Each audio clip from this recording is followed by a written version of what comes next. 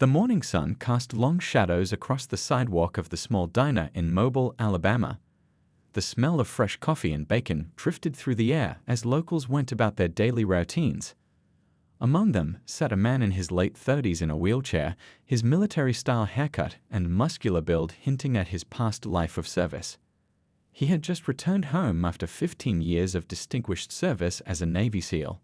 His eyes, sharp and alert, scanned the surroundings out of habit, a skill ingrained through years of training and combat missions. Though his wheelchair might have suggested vulnerability to some, there was an unmistakable air of quiet strength about him. The diner held special meaning. It was where he used to come with his father every Sunday morning as a kid, sharing plates of golden pancakes and listening to stories about his dad's time in the Marine Corps. Now, 15 years later, he found himself drawn back to this same spot, finding comfort in the familiar sights and sounds of his hometown. Life had changed dramatically in the past 8 months. His final mission, a classified operation in a remote part of the world, had left him partially paralyzed. The doctors had called it a miracle that he survived at all.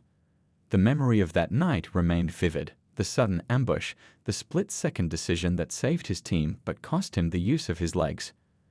But sitting there now, sipping his coffee and watching the town wake up, he felt at peace with his choices. His military career had taught him that true strength wasn't just about physical capability. It was about resilience, adaptability, and maintaining composure under pressure. These lessons served him well during his rehabilitation, where he surprised even his doctors with his remarkable progress. The locals who passed by saw only a disabled veteran, offering polite smiles or respectful nods. None of them knew about the countless lives he'd saved, the missions he'd led, or the medals locked away in a box at home. He preferred it that way. Humility had always been a core part of his character, something his commanding officers had noted in every evaluation. He had adjusted his position slightly, his trained eyes still automatically noting details, the delivery truck making its morning rounds, the school kids walking to the bus stop, the elderly couple who had been sharing breakfast at the corner table for what looked like decades. This was the America he had fought to protect, these simple, peaceful moments of everyday life. The waitress inside knew him only as the quiet veteran who tips well. She'd often watch him through the window, admiring how he never seemed to need help, despite his wheelchair, how he always had a kind word for everyone who passed by. What she didn't see was how his hands still instinctively checked for weapons that were no longer there, or how he positioned himself to always have a clear view of all approaches, habits that had kept him and his team alive through 3 combat tours. His phone buzzed with a message from his former team member. They were planning a reunion next month, and despite everything that had happened, he was looking forward to seeing his brothers again. The bonds formed in combat didn't break easily, and his team had become his second family during their years of service together. As he sat there, his mind drifted to the younger veterans he now mentored at the VA hospital. Many struggled with their own battles, some visible, others hidden beneath the surface. He had found a new purpose in helping them navigate their return to civilian life, sharing the lessons he'd learned during his own journey. The morning crowd was starting to pick up and more vehicles pulled into the parking lot. He noticed everything, makes, models, occupants, not out of paranoia, but because situational awareness had become as natural as breathing. His training had taught him that trouble could come from anywhere, but it had also taught him how to face it with calm determination. The familiar rumble of motorcycles in the distance caught his attention. Something about the sound made him pause, his coffee cup halfway to his lips. Years of experience had taught him to trust his instincts, and right now, those instincts were telling him that this peaceful morning was about to become anything but ordinary. The rumble of motorcycles grew louder, breaking the peaceful morning rhythm outside the diner. 5 bikes pulled into the parking lot, their engines unnecessarily revved, causing nearby customers to look up from their breakfast plates. The machines themselves were impressive, customized choppers with gleaming chrome and custom paint jobs, but their riders were a different story altogether. They called themselves the Death Riders, though most locals knew them as troublemakers who showed up where they weren't wanted. Their leather vests were adorned with patches that spoke of hatred and intolerance, symbols that went against everything the veteran had fought to protect during his years of service. The leader, a towering figure with arms covered in offensive tattoos, dismounted first. His boots hit the pavement with a heavy thud that seemed intentionally threatening. He stood there for a moment, surveying the diner's parking lot like he owned it, until his gaze fell on the man in the wheelchair. A smirk crossed his face as he nudged his companions, pointing with his chin. The veteran noticed everything about them: their positioning, their body language, the way they moved as a group. His training kicked in automatically, assessing potential threats and escape routes. He counted 5 men, all trying to look tough, but only 3 showed signs of actual fighting experience. The other 2 were followers, their nervous energy betraying their inexperience. The morning sun caught on something metallic in the leader's vest pocket, brass knuckles, probably for show, but still a concern. The veteran remained still, his coffee cup now empty on the table beside him, his positioning carefully chosen to give him the best view of his surroundings while keeping his back protected by the diner's wall. Other customers began to quietly gather their things, parents ushering children inside, elderly couples hurrying to their cars. The waitress watched anxiously through the window, her hand hovering near the phone. The atmosphere had shifted from peaceful morning routine to tense anticipation in a matter of seconds. The bikers spread out in a practiced formation, trying to look casual but clearly moving to surround him. Their boots scuffed against the pavement, leather jackets creaking as they walked. The veteran noticed how they kept glancing at their leader, waiting for cues, revealing their hierarchy and predictability. Well, what do we have here?" The leader called out, his voice carrying across the parking lot. He was playing to his audience now, showing off for his crew. His followers chuckled on cue, like background actors in a bad play. The veteran had seen this type before: bullies who mistook cruelty for strength, who picked targets they assumed couldn't fight back. The veteran's hands remained relaxed on his wheelchair's arms, but his muscles were ready. Years of training had taught him to appear calm while being prepared for anything. He noticed how the youngest biker kept shifting his weight from foot to foot, how another kept looking over his shoulder, signs of uncertainty he could use if things went bad. A young couple hurried past, the woman clutching her purse tighter, the man trying to look brave, but quickly pulling his partner along. The veteran felt a familiar sense of responsibility, not just for his own safety, but for everyone around him. He'd spent his career protecting others, and that instinct hadn't died with his injury. The bikers were closer now, their circle tightening. The smell of leather and motorcycle exhaust mixed with the morning air. Their leader took another step forward, his shadow falling across the veteran's table. He was trying to use his height as intimidation, unaware that the veteran had faced far worse threats from far more dangerous men. The tension in the air was palpable now. A car driving past slowed down, its driver rubbernecking at the scene. Inside the diner, phones were being raised, their cameras ready to record whatever happened next. The veteran remained still, his breathing steady, his mind clear. He'd been in enough situations to know that the next few moments would determine whether this ended in violence or not. The leader opened his mouth to speak again, likely to deliver what he thought would be an intimidating speech. But before he could get the words out, the veteran's quiet voice cut through the morning air with the precision of a surgical blade. What he said next would either diffuse the situation or spark a confrontation that these bikers would never forget. "Gentlemen," the veteran's voice was calm but carried the weight of authority, "I suggest you walk away now." His words hung in the morning air, clear and measured, like a teacher addressing unruly students rather than a man facing down 5 hostile bikers. The leader's face twisted into a sneer. He clearly wasn't used to being spoken to this way, especially not by someone he saw as an easy target. "Oh yeah," he growled, trying to sound threatening. "And what exactly are you going to do about it?" His followers shifted their positions, attempting to look menacing, but really just revealing their nervousness. Inside the diner, more phones were being raised to record what was happening. The waitress had already called the police, but they were still minutes away. An elderly veteran who'd been watching from his booth slowly stood up, his own military bearing evident despite his age, clearly concerned about what might happen next. The veteran in the wheelchair remained perfectly still, his eyes never leaving the leader's face. Years of combat experience had taught him to read people, to spot the telltale signs of those who were all talk versus those who meant real business. These men, for all their patches and leather, were clearly the former. "I'm not looking for trouble," the veteran said, his voice still steady. "And I don't think you are either, not really."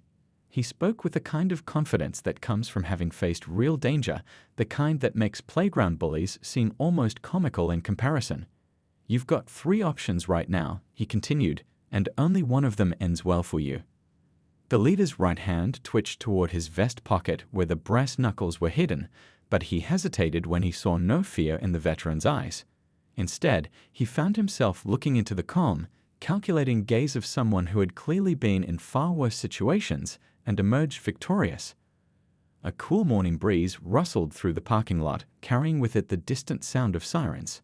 The youngest biker heard it first, his head turning slightly toward the sound. The veteran noticed this too. Another sign of their inexperience. Real fighters never took their eyes off the immediate threat. "First option," the veteran continued, as if giving a lecture, "you can try what you're thinking about right now. But I should warn you, I spent 15 years training in close-quarter combat with some of the best fighters in the world." He paused, letting that sink in.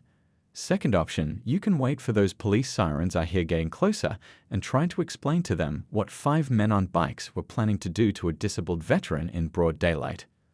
The leader's companions were starting to look uncertain. The tough guy act was crumbling as they realized they might have picked the wrong target. One of them took a small step backward, trying to be subtle about it but failing miserably. Or third option, the veteran's voice took on an almost friendly tone, "you can get back on your bikes right away and spend some time thinking about what kind of men you really want to be." His words carried no threat, just a simple statement of fact, delivered with the kind of wisdom that only comes from seeing both the best and worst of humanity. The diner had gone completely quiet. Even the kitchen staff had stopped what they were doing to watch through the service window. The morning sun continued to rise, casting long shadows across the parking lot as time seemed to stand still in this moment of decision. The veteran's hands remained relaxed on his wheelchair's arms, but anyone with combat experience would have recognized his positioning. His whole body was balanced, ready to move in any direction with explosive force if necessary. Yet his face remained calm, almost peaceful, as if he were simply having a pleasant morning conversation. A truck passed by on the street, slowing down to rubberneck at the scene. Its driver, a local contractor everyone knew, pulled over and got out, walking toward the group with purpose. He wasn't going to let this veteran face the situation alone. This simple act of solidarity seemed to shift something in the atmosphere. The leader looked around, suddenly aware of all the eyes on him, all the phones recording, all the witnesses to whatever choice he made next. His tough guy persona was cracking, revealing the insecurity beneath. He was realizing, perhaps for the first time, that true strength looked nothing like what he imagined it to be. The veteran waited patiently, his steady gaze never wavering. He'd seen this moment before. The instant when a potential aggressor realizes they've made a serious miscalculation. The next few seconds would determine whether this situation ended with wisdom or foolishness. The biker leader made his choice in the worst possible way. Perhaps it was wounded pride, or maybe he felt he had something to prove in front of his crew. Whatever the reason, he reached for the veteran's wheelchair, intending to tip it over. It would prove to be a mistake he wouldn't soon forget. What happened next seemed to unfold in slow motion for the watching crowd. The veteran's calm demeanor shifted into fluid motion, his years of training taking over with practiced precision. Before the leader's hand could even touch the wheelchair, the veteran had already begun his response. Using his powerful upper body strength, developed through countless hours of training and rehabilitation, the veteran executed a defensive technique that looked almost effortless. His hand caught the leader's wrist in a precise grip, using the bigger man's own momentum and weight against him. The leader suddenly found himself off balance, his tough guy stance crumbling as he stumbled forward.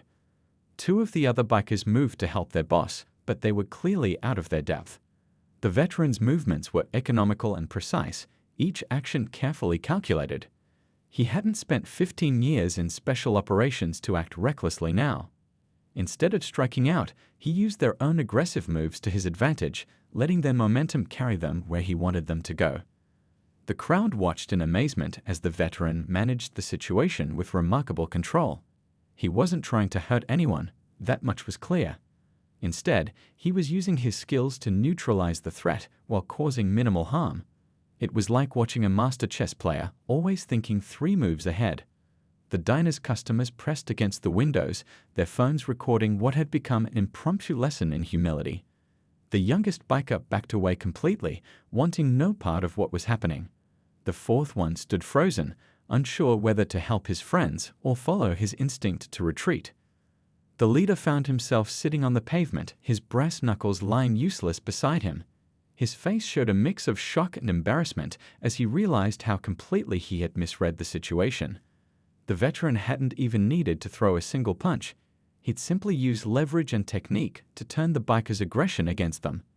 15 years as a Navy SEAL, the veteran said calmly, his breathing barely elevated. "I tried to warn you." His words carried no mockery, just a simple statement of fact. The remaining standing bikers took several steps back, their tough exterior completely shattered by the display of real skill and control they'd just witnessed. The contractor who had stopped to help now stood with his arms crossed, a small smile playing on his face. He'd served in the military himself and recognized the telltale signs of professional training. The elderly veteran in the diner had made his way outside and stood watching with obvious approval, his own military bearing more pronounced now. The sound of police sirens was getting closer, but the situation was already well under control. The veteran remained in his wheelchair, his posture relaxed but ready, still aware of his surroundings as his training had ingrained in him. The morning sun highlighted the scene like a spotlight on a stage, where a powerful lesson about appearances and assumptions was being taught. Inside the diner, the waitress had tears in her eyes, but they were tears of pride. She'd been serving the veteran his morning coffee for weeks now, always impressed by his quiet dignity. Now she understood the depth of strength that lay beneath that calm exterior. The leader's friends helped him to his feet, their movements hesitant and respectful now. The brass knuckles remained on the ground, a sad testament to misplaced aggression. The morning breeze carried away the last remnants of their tough guy facade, leaving behind 5 men who looked more like scolded schoolboys than fearsome bikers. What had started as an attempt at intimidation had turned into a profound moment of learning. The gathering crowd murmured in appreciation, not of the violence that had been avoided, but of the skill and restraint they had witnessed. This was what real strength looked like, not the ability to harm, but the wisdom to know when and how to use one's abilities. Police cars were pulling into the parking lot now, their lights flashing in the morning sun. The veteran remained perfectly calm, knowing that the dozens of witnesses and phone recordings would tell the true story of what had happened. He had protected himself and others while causing minimal harm, exactly as his training had taught him. As the police cars pulled up to the diner, their lights painting the morning scene in flashes of red and blue, the veteran reached into his wallet with calm deliberation. The bikers watched nervously, their earlier bravado completely deflated by what had just happened. The crowd of onlookers fell silent, waiting to see what would unfold next. 2 officers stepped out of their patrol cars, hands naturally resting near their belts as they assessed the situation. But before they could ask any questions, the veteran pulled out his military ID card, its gold trident emblem catching the morning light. "Master Chief, U.S. Navy SEALs, retired," he said simply, his voice carrying across the now quiet parking lot. The effect of those words was immediate and profound. One of the officers, a former Marine himself, straightened his posture automatically in recognition. The other officer's eyes widened slightly. Everyone knew what that gold trident meant, what it took to earn it, and what kind of person wore it. The biker leader's face went pale as the full reality of his mistake sank in. He tried to bully someone he thought was an easy target, only to discover he picked a fight with one of the most highly trained warriors in the world. His remaining swagger vanished completely, replaced by a look of genuine shame. The crowd that had gathered began murmuring, phones still recording as the story took this unexpected turn. The elderly veteran from inside the diner stepped forward, his own military bearing evident as he introduced himself to the officers. "I saw the whole thing," he said proudly. "This young man showed more restraint than they deserved." The diner's cook, who had been watching through the kitchen window, came outside wiping his hands on his apron. "Got it all on our security cameras," he announced, pointing to the devices mounted on the building's corners. "Been watching this gentleman come here for his morning coffee for weeks now. Never caused a bit of trouble, unlike some others I could mention." One of the younger bikers, looking thoroughly chastened, couldn't help but ask, How many missions?" His voice carried a mix of fear and newfound respect. The veteran just gave him a quiet look that said more than words could convey. Some questions don't need answers, and some answers aren't meant to be shared. The contractor who had stopped to help chuckled softly. My brother served with the SEALs, he said to no one in particular. Always said you'd never know the really dangerous ones just by looking at them. Guess he was right about that. His words carried across the parking lot, making several of the bikers shift uncomfortably. Inside the diner, the waitress was explaining to customers what the gold trident meant, her voice filled with pride as she talked about serving coffee to a genuine hero every morning without even knowing it. The regulars listened intently, many of them recalling how the veteran always had a kind word for everyone, never drawing attention to himself. The police officers, after taking statements and reviewing the cell phone footage, were clearly impressed by how the situation had been handled. Minimum force, maximum effect, the former Marine officer said approvingly. That's the mark of real training right there. The younger bikers couldn't stop staring at the military ID the veterans still held, their eyes fixed on the emblems and decorations that spoke of years of dedicated service. The leader, still sitting on the ground where he'd been deposited by his own failed attack, looked like he wanted to disappear into the pavement. The morning sun had climbed higher now, its warm light revealing all the phones still recording this moment. Several patrons from the diner had already posted their videos online, where they would soon go viral, not for the violence that had been avoided, but for the lesson in humility and real strength that had just been taught. What had started as an attempt at intimidation had turned into a powerful reminder about judging others. The veteran's wheelchair wasn't a sign of weakness, as the bikers had foolishly assumed, but rather a badge of sacrifice earned in service to his country. Their attempt to assert dominance had only revealed their own limitations and prejudices. The growing crowd included people from nearby businesses, drawn by the commotion but staying to witness this unexpected moment of truth. Many were nodding in approval, some were shaking their heads at the bikers' foolishness, but all were learning a valuable lesson about appearances and reality. The next few hours unfolded like a well-orchestrated play at the local police station. The veteran sat calmly in the interview room, his wheelchair positioned near the window where warm sunlight streamed in. His statement was clear and concise, exactly what you'd expect from someone with his background. The officers, including 2 veterans themselves, listened with growing respect as he described the incident. "I'd like to drop the charges," the veteran said finally, surprising everyone in the room. The lead detective leaned forward, concern evident on his face. "Sir, what they did, that's a hate crime. We can make the charges stick." The veteran nodded thoughtfully, then smiled slightly. "I know you can, but sometimes people need a chance to learn from their mistakes." Meanwhile, in another room, the 5 bikers sat subdued, their leather jackets and tough guy attitudes seeming somehow smaller in the fluorescent light of the police station. The leader kept rubbing his wrist where the veteran had grabbed him, not from pain, but from the memory of how quickly and efficiently he'd been taken down. The youngest of the bikers broke down first, telling the officers how he'd only joined the group a few months ago, thinking it would make him feel stronger, more respected. "I never wanted to hurt anybody," he said, his voice cracking. "I just wanted to belong somewhere." His words hung in the air, a testament to how often violence grows from insecurity. Word of the incident had spread quickly through the small town. Outside the police station, a small crowd had gathered, including several veterans who'd heard about what happened. They weren't there to condemn or threaten. They came to show support for one of their own and to stand as silent witnesses to the power of dignity over hatred. The local news had picked up the story, but what caught everyone's attention wasn't the confrontation itself. Instead, it was what the veterans said when interviewed. "These men aren't my enemies. They're just people who lost their way. Sometimes the strongest thing you can do is show mercy." Back inside the station, the police chief, a 30-year veteran of the force, called a meeting in his office. The veteran wheeled himself in, followed by the lead detective and the town's community relations officer. "What you're proposing," the chief said, "it's unusual." The veteran nodded. "Yes, sir, but I think it could make a real difference." His proposal was simple but powerful.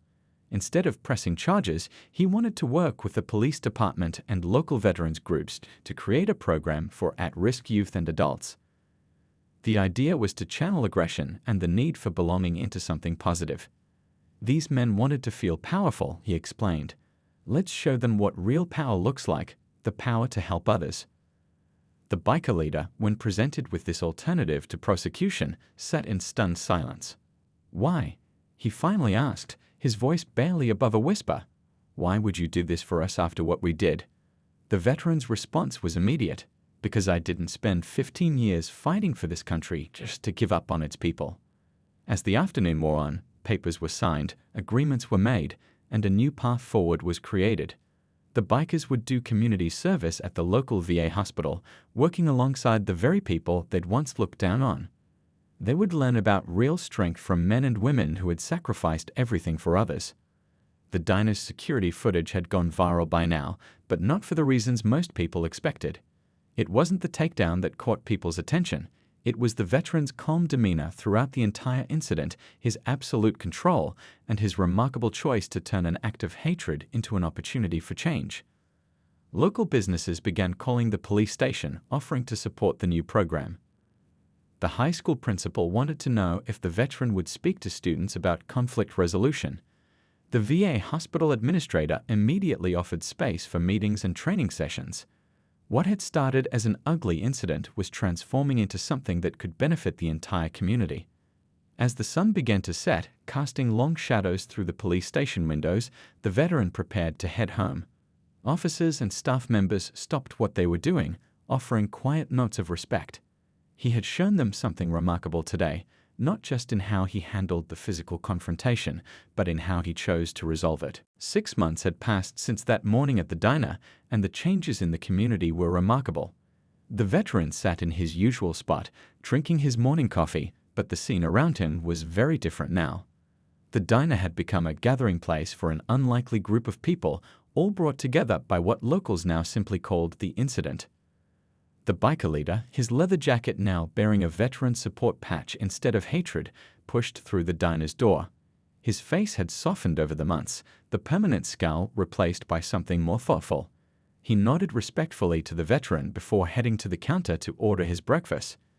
Nobody who saw him now would recognize him as the same man from that fateful morning.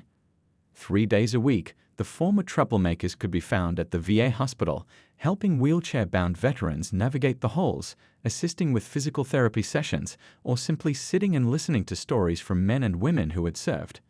The youngest biker had discovered a talent for connecting with troubled teens, sharing his own story of misguided choices and the path to redemption. The community outreach program, born from that morning's confrontation, had grown beyond anyone's expectations. Local businesses donated space and resources, veterans shared their experiences, and former troublemakers learned to channel their energy into helping others. The program had even caught the attention of neighboring towns, who sent representatives to learn how they could implement similar initiatives. Inside the diner, photos now lined one wall, a chronicle of transformation. There were pictures of the bikers helping at veteran events, working with youth groups, and standing proudly beside the men and women they once would have mocked. Each image told a story of change, of barriers broken down, of prejudices overcome. The elderly veteran who had witnessed the original incident now ran a weekly discussion group where former soldiers shared their experiences with troubled youth. It's not about war stories, he would say. It's about understanding what real strength looks like.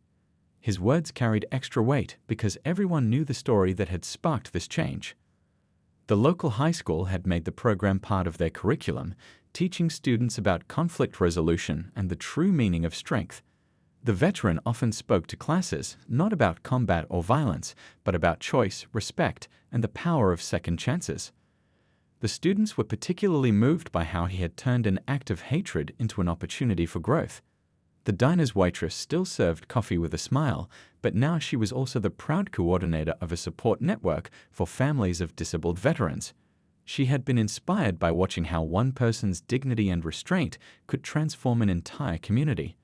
Sometimes the biggest changes start with the smallest moments, she would say, refilling coffee cups and sharing updates about the program's latest successes. The contractor who had stopped to help that morning had become one of the program's most active supporters, using his business connections to create job opportunities for veterans and reformed troublemakers alike. Everyone deserves a chance to prove themselves, he would say, echoing the veteran's own words from that transformative day. The police department reported a significant drop in hate-related incidents since the program began. The chief credited this not just to the formal aspects of the program, but to the ripple effect it had created in the community. People had seen firsthand how choosing understanding over violence could lead to real, lasting change. Even the biker gang's old hangout had been transformed. The bar where they once plotted trouble was now a meeting place for veteran support groups and community outreach programs. The owner, inspired by the changes he'd witnessed, had renovated the space to be wheelchair accessible and welcoming to all. The viral video of the incident had evolved into something more meaningful. Local filmmakers had created a documentary about the community's transformation, focusing not on the confrontation itself, but on the remarkable changes that followed. The film had been shown at schools and community centers across the state, spreading the message that real strength lies in the power to transform hatred into hope. As the veteran finished his morning coffee, he looked around at what his choice that day had created. The diner was full of people who might never have spoken to each other 6 months ago, veterans and former troublemakers, students and seniors, all sharing space and stories. The morning sun streamed through the windows, highlighting a community that had learned the true meaning of strength, dignity, and the power of second chances.